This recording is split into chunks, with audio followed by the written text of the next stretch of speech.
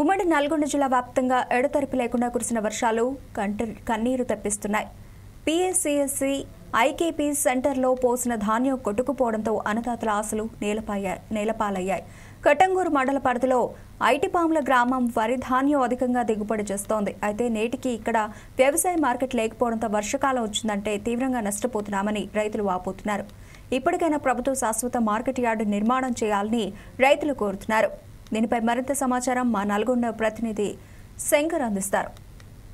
జిల్లా వ్యాప్తంగా ఎడతెరిపి లేని వర్షాల కారణంగా రైతులు తీవ్ర నష్టపోయిన పరిస్థితి అయితే కనబడుతుంది. ప్రస్తుతం నల్గొండ జిల్లాలోని కట్టంగూరు మండల పరిధిలోని ఐటిపాముల గ్రామంలో ఉన్న రైతులు నిన్న కురిసిన వర్షాల నేపథ్యంలో తీవ్ర వర్ష నేపథ్యంలో వరదలతో ఒడ్లు కొట్టుకుపోయిన ఆవేదన వ్యక్తం చేస్తున్నారు. మనతో మాట్లాడడానికి రైతులు సిద్ధంగా ఉన్నారు. మాట్లాడే ప్రయత్నం అయితే చేద్దాం. చెప్పండి. నా పేరు నల్మా శంకర్ అండి. మాది ఐటిపాముల గ్రామం, కట్టంగూరు మండలం, నల్గొండ జిల్లా. గత వారం రోజుల ఒడ్లు వేయడం జరిగింది ఇక్కడ ఐటిపాముల మార్కెట్ సెంటర్లో.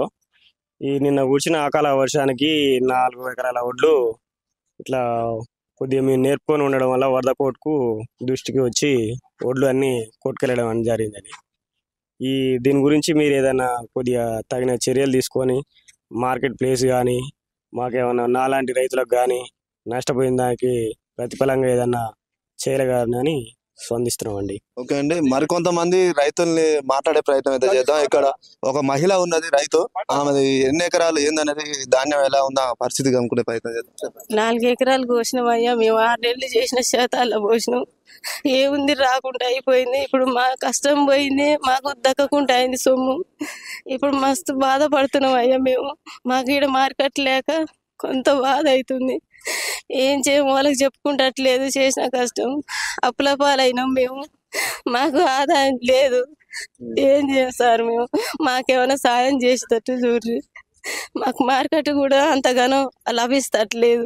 ఓకే, చూశారు కదండి, రైతులు చెప్తున్నది ఏంటంటే అప్పులు చేసి మరి వ్యవసాయం చేస్తున్న పరిస్థితి ఉన్నది.